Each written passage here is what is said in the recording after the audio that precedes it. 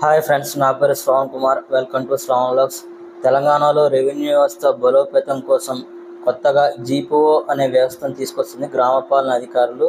దీనికి సంబంధించి మాజీ వీఆర్ఓ వీఆర్ఏలకు స్క్రీనింగ్ టెస్ట్ అనేది మే 25 అంటే నిన్న ఎగ్జామ్ అనేది కండక్ట్ చేశారు. అయితే ఎగ్జామ్ మనకి కొంచెం సులభంగా వస్తుందని ఆశించినప్పటికీ ఎగ్జామ్ మాత్రం చాలా టఫ్గా వచ్చింది.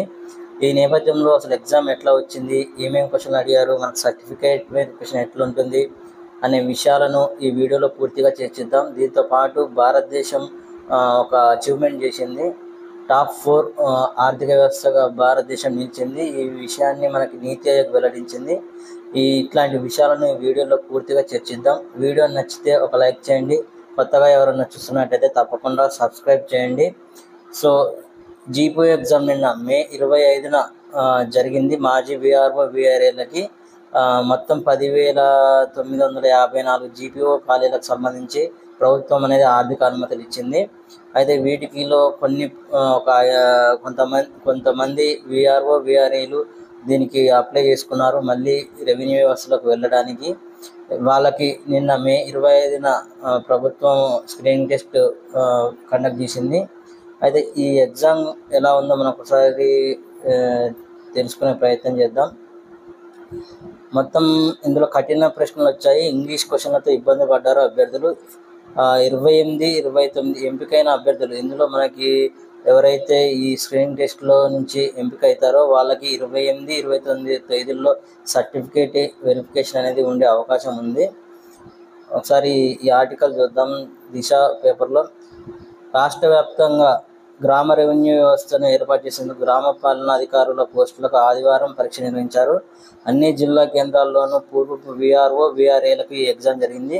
స్క్రీనింగ్ టెస్ట్ పేరిట కఠినమైన పరీక్షలకు ఆందోళన వ్యక్తమవుతుంది. మొత్తం 100 మార్కులకు ఈ ఎగ్జామ్ జరిగింది. అందులో 5 ప్రశ్నలు ఇచ్చారు. 5 ప్రశ్నల్లో ఒక్కో దాంట్లో మళ్ళీ 2 ప్రశ్నలు ఇచ్చారు. ఇందులో 4, 5 మొత్తం 5 ప్రశ్నల్లో 4, 5 ప్రశ్నలు ఇంగ్లీష్లో ఇచ్చారంట. వాటికి ఇంగ్లీష్లోనే సమాధానం రాయాలన్న నిబంధన పెట్టారు. సాధారణ స్థాయిలోనే పరీక్ష ఉంటుందని అధికారులు ముందుగానే ప్రకటించారని, ఇప్పుడేమో ప్రశ్నపత్రం హార్డ్గా అనిపించిందని కొందరు అభ్యర్థులు అభిప్రాయపడ్డారు. అయితే ఈ ఎగ్జామ్ సంబంధించి మన క్వాలిఫికేషన్ ఎలా ఉంటుంది అంటే ఎవరెవరు అర్హులు అవుతారంటే ఎస్సీ ఎస్టీలకు ఎవరికైతే ఈ 100 మార్కులకు సంబంధించి 30% మార్కులు ఎస్సీ ఎస్టీలకు సంబంధించి 30% మార్కులు ఎవరికైతే వస్తాయో వాళ్ళు మళ్ళీ జీపీఓలుగా జీపీఓలుగా అర్హులు అవుతారు. ఇతర కేటగిరీలకు సంబంధించి ఎస్సీ ఎస్టీ కేటగిరీ కాకుండా ఇతర కేటగిరీకి సంబంధించి 35 మార్కులు వస్తే జీపీఓలుగా ఎంపిక అవుతారు. అయితే ఈ ప్రశ్నలు సమాధానాలు అన్ని డిస్క్రిప్టివ్ అంటే రాతపూర్వకంగానే రాయాలి అనే మోడ్లో ఉంది పేపర్. అయితే ఎన్ని వాక్యాలు రాయాలి, ఎంత మేరకు రాయాలి అనే సూచనలు అయితే ఇవ్వలేదు. కొందరేమో సుదీర్ఘంగా రాస్తే, కొందరేమో అరకరగా రాసినట్లు మనకు తెలుస్తుంది. అయితే ఇక్కడ మనం అబ్జర్వ్ చేయాల్సిన అంశం ఏంటంటే భూభారతి ధరణి చట్టంపై ప్రశ్నలు. అంటే ఇప్పుడు ఈ స్క్రీనింగ్ టెస్ట్లోనే మనకు ఈ 2 చట్టాలపై మనకు ఎగ్జామ్స్లో క్వశ్చన్లు అడిగారు. అంటే వచ్చే డైరెక్ట్ రిక్రూట్మెంట్లో కూడా జీపీఓకి సంబంధించి వచ్చే డైరెక్ట్ రిక్రూట్మెంట్ కూడా ఈ 2 చట్టాలు ఖచ్చితంగా అభ్యర్థులు చదువుకోవాల్సిన అవసరం ఉంది. సో భూభారతి ROR చట్టం రికార్డ్స్ ఆఫ్ రైట్స్ భూభారతి చట్టం 2025 కేసీఆర్ ప్రభుత్వంలో తీసుకొచ్చిన ధరణి చట్టానికి మధ్య ఉన్న వ్యత్యాసాన్ని వివరించాలని, అసైన్డ్ భూములను చట్టవిరుద్ధంగా క్రయ విక్రయాలు జరిగినప్పుడు పరిష్కారం వంటి ప్రశ్నలు వచ్చాయి. అయితే ఇందులో మనకి మేజర్ ఒక చట్టం గురించి అడిగారు. తెలంగాణ భూ ఆక్రమణ చట్టం 1905 అనుసరించి అప్పీల్, రివిజన్ శిక్షలు వంటివి పాటు రేషన్ కార్డుల జారీ, ఎన్నికలు వంటి అనేక అంశాలు ప్రశ్న రూపంలో ఇచ్చారు. చట్టాలతో పాటు గ్రామ పాలనాధికారుల విధులపైనే అత్యధికంగా ప్రశ్నలు అడిగారు. అంటే ఇక్కడ మనకి విధుల గురించి ఈ జీపీఓలుగా పోస్ట్ అయ్యేవారు ఏ విధులు నిర్వహించాలో అనే అవగాహన వాళ్ళకు ఉండాలనే నేపథ్యంలో ఎక్కువ విధులపైన కూడా ప్రశ్న అడిగారు. అయితే ఇంగ్లీష్ కూడా అవగాహన ఉండాలి. ఇంగ్లీష్లో 2 ప్రశ్నలు అడిగారు. అయితే వీటినైతే అభ్యర్థులు ఊహించలేదు ఇంగ్లీష్లో ప్రశ్నలు అడుగుతారని. భూపాలన రెవెన్యూ ఇవి కూడా మనకి భూపరిపాలన రెవెన్యూ మీద అడిగారు. మొత్తానికైతే జీపీఓ ఎగ్జామ్ అనేది భూ భూమి కేంద్రీకృతంగానే ఈ ఎగ్జామ్ అనేది ఉంటుంది. భూ చట్టాలు మనకి ధరణి, ఇవి కొత్తగా తీసుకొచ్చిన ROR భూభారతి చట్టం, వాళ్ళ విధులు, రెవెన్యూ వ్యవస్థ, ఈ రేషన్ కార్డుల జారీ, రూట్ లెవెల్లో రెవెన్యూ వ్యవస్థకు సంబంధించిన ప్రశ్నలు మనకి GPO పరీక్షలో అడుగుతారు. వచ్చే డైరెక్ట్ రిక్రూట్మెంట్కి సంబంధించి కూడా ఇది మనకు కొంచెం యూజ్ అవుతుంది, ఏ ప్రశ్నలు అడుగుతారు అనే విషయంలో. సో ఈ GPOకి సంబంధించి విద్యావంతులు సేఫ్ అంటే మాజీ BRO VRAలలో కొంతమంది విద్యావంతులు ఎవరైతే పనిచేశారో డిపార్ట్మెంట్లో VRO VRAలుగా, అందులో ఎవరైతే మంచి క్వాలిఫైడ్ ఉన్నారో ఎడ్యుకేషనలిస్టులు, వాళ్ళకి సేఫ్ అనే ప్రచారం జరుగుతుంది. అంటే ఖచ్చితంగా వాళ్ళు GPOగా సెలెక్ట్ అయ్యే అవకాశం ఉంది. అంటే రాయడం, చదవడం వంటి వాటిలో జ్ఞానం ఉన్న వారంతా పాస్ అవుతారంటున్నారు. అసలు ఫైళ్ళు చదవరాని వాళ్ళు, రాయలేని వాళ్ళు మాత్రం ఎగ్జామ్లో పాస్ కావడం కష్టం. రాష్ట్ర వ్యాప్తంగా 10,954 పోస్టులకు గాను సగం మంది కూడా పరీక్ష రాయలేదు. అంటే దీన్ని బట్టి మనకి డైరెక్ట్ రిక్రూట్మెంట్ ద్వారా మనకు రిక్రూట్మెంట్ అనేది ఎక్కువగా జరిగే ఆస్కారం ఉంది. సగం మంది కూడా పరీక్షలు రాయలేదు. ప్రశ్నపత్రాలను JNTU అధికారులకు అప్పగిస్తున్నట్టు తెలుస్తుంది. అక్కడి నుంచే కొందరు తహసీల్దార్ల చేత వాల్యుయేషన్ చేయిస్తారన్న ప్రచారం నడుస్తుంది. అంటే ఇప్పుడు రాసిన GPOలో ఎవరైతే రాశారో వాళ్ళకి సంబంధించిన వాల్యుయేషన్ పేపర్ మొత్తం డిస్క్రిప్టివ్లో రాశారు. ఈ ఎగ్జామ్ అనేది 5 ప్రశ్నలు 100 మార్కులకు సంబంధించి. ఈ వాల్యుయేషన్ అయితే కొందరు తహసీల్దార్ల చేతే చేయిస్తారన్న ప్రచారం నడుస్తుంది. మరి ఇందులో ఎంతవరకు వాస్తవందో తెలియదు. అయితే ఇప్పుడు ఈ ఎగ్జామ్ సంబంధించి ఈ రిజల్ట్ వచ్చిన తర్వాత 28, 29 ఎవరైతే ఎంపిక అవుతారో GPOలుగా వారికి 28, 29 తేదీల్లో వెరిఫికేషన్ అనేది జరుగుతుంది. GPO పరీక్ష రాసిన అభ్యర్థుల ఎంపిక ప్రక్రియను వేగవంతం చేస్తున్నారు. ఆదివారం పరీక్ష పూర్తయింది. 28, 29 తేదీల్లో వెరిఫికేషన్ చేయాలని ఇప్పటికే కలెక్టర్లకు ఆదేశాలు అందాయి. అంటే ఈ GPO నియామకం అనేది వేగవంతంగా జరుగుతుంది. ఒరిజినల్ విద్యా అర్హత పత్రాలు 10, ఇంటర్, డిగ్రీ, ఇతర పత్రాలు, caste certificate, original service register, VRO VRAలుగా అపాయింట్మెంట్ లెటర్, హాల్ టికెట్, ఇతర పత్రాలన్నీ పరిశీలించనున్నారు. ఈ మేరకు వీడియో కాన్ఫరెన్స్లో CCLA chief commissioner of land administration నుంచి కలెక్టర్లకు అయితే ఆదేశాలు అందాయి.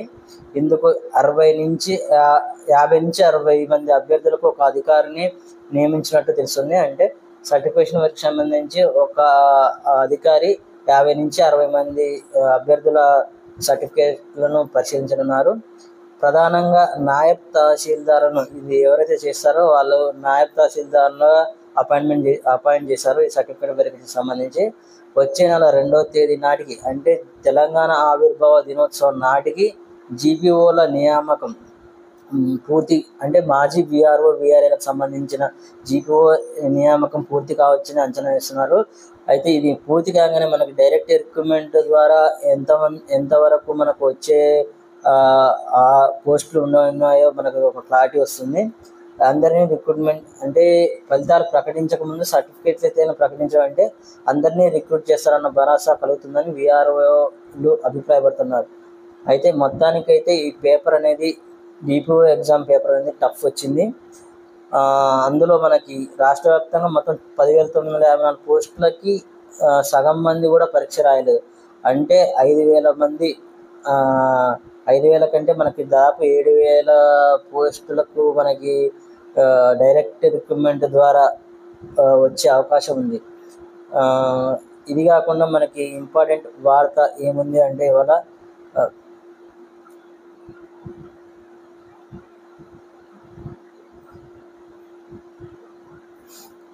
ఒక వార్త ఏంటంటే మనకి 4వ అతిపెద్ద ఆర్థిక వ్యవస్థగా భారత్ నిలిచింది. దీన్ని మనకి నీతి ఆయోగ్ CEO BVR సుబ్రహ్మణ్యం గారు నిన్న జరిగిన 10వ ఎడిషన్ నీతి ఆయోగ్ పాలక మండలి సమావేశం అనంతరం మీడియాకు వివరించారు. అయితే ఫస్ట్ మనకి ఇప్పుడు ఏమేమి ఉన్నాయంటే ప్రధానంగా అమెరికా ఫస్ట్ ప్లేస్లో ఉంది, చైనా 2వ ప్లేస్లో ఉంది, జర్మనీ తర్వాత 3వ ప్లేస్లో ఉంది, తర్వాత మనం 4వ ప్లేస్లోకి వచ్చాము. అంతకుముందు 4వ ప్లేస్లో జపాన్ ఉండేది. ఈ జపాన్ను అధిగమించి మనము 4వ అతిపెద్ద ఆర్థిక వ్యవస్థగా నిలిచాము.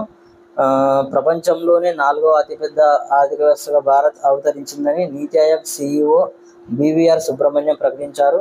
నీతి ఆయోగ్ 10వ పాలక మండలి సమావేశం తర్వాత ఆయన మీడియాతో మాట్లాడారు.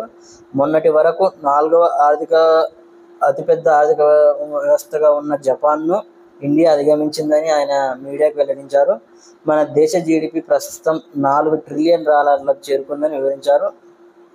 భారత్ కన్నా ముందు అమెరికా, చైనా, జర్మనీ ఈ 3 దేశాలు మాత్రమే మనకు పెద్ద ఆర్థిక వ్యవస్థలుగా కొనసాగుతున్నాయి. అంతర్జాతీయంగా అస్థిరత సవాళ్లు ఉన్నప్పటికీ దేశ ఆర్థిక వ్యవస్థగా స్థిరంగా రాణిస్తుందని, ప్రపంచానికి మార్గదర్శకంగా నిలిచిందని తెలియజేశారు. ముఖ్యంగా పెట్టుబడులకు కీలక గమ్యస్థానంగా భారత్ మారిందని, ప్రపంచం దృష్టిని ఆకర్షించడం ద్వారానే ఈ మైలురాయిని సాధించినట్టు నీతి ఆయోగ్ CEO మనకు BVR సుబ్రహ్మణ్యం వెల్లడించారు. అయితే మరో 3 ఏళ్లలో అంటే 2028 వరకు మనం ఇప్పుడు 3వ ప్లేస్లో ఉన్న జర్మనీని కూడా అధిగమించి మనం 3వ ప్లేస్లోకి వచ్చే అవకాశం ఉన్నట్లు కూడా ఆయన తెలిపారు. ఇదే వృద్ధి కొనసాగితే ప్రస్తుతం మనకి GDP వృద్ధి రేటు 6.5 నుంచి 7 మధ్యలో యాన్యువల్గా మనకు నమోదవుతుంది. అయితే ఇదే వృద్ధి రేటు మనకి కొనసాగితే ఇంకో 3 ఏళ్ళు ఇట్లనే కొనసాగితే జర్మనీని కూడా అధిగమించి మనం 3వ అతిపెద్ద ఆర్థిక వ్యవస్థగా నిలిచే అవకాశం ఉంది. ఇది మనకి దీనికి సంబంధించి ఆర్థిక వ్యవస్థ సంబంధించి 4వ అతిపెద్ద ఆర్థిక వ్యవస్థగా భారత్ నిలిచింది. ఇది ఈ వార్తకు సంబంధించి. అయితే ఇంకో ఇంట్రెస్టింగ్ వార్త ఏంటంటే మనకి RTCలో మనకి డైరెక్ట్ అవుట్సోర్సింగ్ ద్వారా నియామకాలు అనేవి జరుగుతున్నాయి. అయితే ఎన్నో ఏళ్ళుగా తెలంగాణలో కాంగ్రెస్ ప్రభుత్వం వచ్చిన దగ్గర నుంచి మేము RTCలో రిక్రూట్మెంట్ చేస్తాం అని చెప్తున్నప్పటికీ అటుపోయి మళ్ళీ అవుట్సోర్సింగ్ వైపే ప్రభుత్వం అనేది మొగ్గు చూపింది. ఎంతోమంది నిరుద్యోగులు ఈ RTCలో జాబ్స్ కోసం ఎదురు చూస్తున్నారు. ఈ నేపథ్యంలో కండక్టర్ల నియామకానికి సంబంధించి ఒక అవుట్సోర్సింగ్ ద్వారా ఈ నియామకాలను చేపట్టనున్నట్లు ప్రభుత్వం ఒక ప్రకటన చేసింది. దీనికి సంబంధించి కండక్టర్ల నియామకానికి కూడా ఉత్తర్వులు జారీ చేసింది. పల్లె వెలుగు ఎక్స్ప్రెస్ బస్సుల్లోని వీరు నియమించున్నారు. ముందుగా హైదరాబాద్ రీజన్ పరిధిలో ఈ అవుట్సోర్సింగ్ ద్వారా కండక్టర్ల నియామకానికి ప్రభుత్వం గ్రీన్ సిగ్నల్ ఇచ్చింది. కాంట్రాక్ట్ విధానాన్ని కూడా స్వస్థపరిచింది. మ్యాన్ పవర్ ఏజెన్సీ ద్వారా ఒక ఏజెన్సీ ద్వారానే వీళ్ళని అవుట్సోర్సింగ్లో కండక్టర్లను నియమించేందుకు ప్రభుత్వం ప్రయత్నాలు చేస్తుంది. అదే యూనియన్లు మాత్రం RTCలో యూనియన్ మాత్రం ఈ అవుట్సోర్సింగ్ ద్వారా ఆ కండక్టర్లను తీసుకునే విధానాన్ని తీవ్రంగా వ్యతిరేకిస్తున్నారు. RTCని ప్రైవేట్ పరం చేసే ప్రయత్నాలు ప్రభుత్వం చేస్తుందన్నట్లు విమర్శలు చేస్తున్నారు. అయితే ఇది ఈ RTCకి సంబంధించి అవుట్సోర్సింగ్లో కండక్టర్ల నియామకానికి సంబంధించి. సో ఇవి మనకు ప్రధానంగా హైలైట్ అవుతున్న 3 ప్రధాన వార్తలు. ఇట్లాంటి ఇన్ఫర్మేటివ్ వీడియోస్ కోసం ఖచ్చితంగా ఈ ఛానల్ని సబ్స్క్రైబ్ చేయండి. మరో మంచి ఇన్ఫర్మేటివ్ వీడియోతో మళ్ళీ కలుద్దాం. Thank you.